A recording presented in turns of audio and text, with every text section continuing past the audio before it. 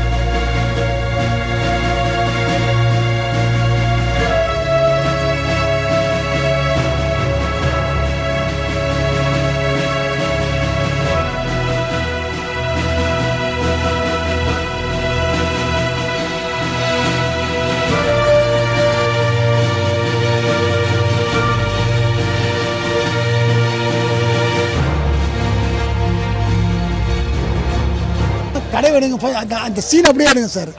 அது எடுத்துகிட்டு வாங்க சார், அதெல்லாம் பெஸ்ட்டு. இவ்வளோ தான் எடுத்துக்கலாம்.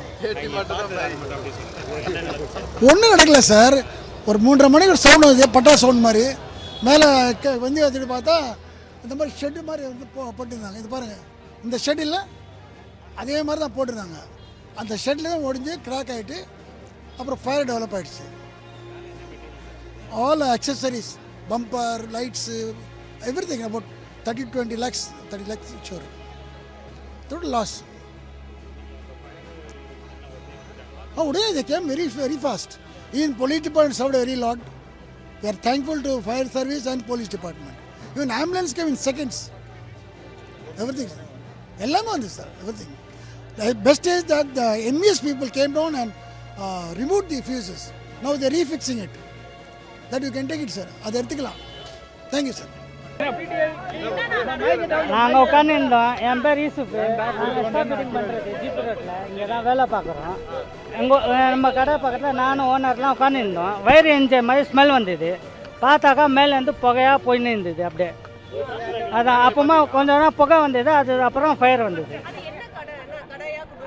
அது நமக்கு தெரியாது மேடம்.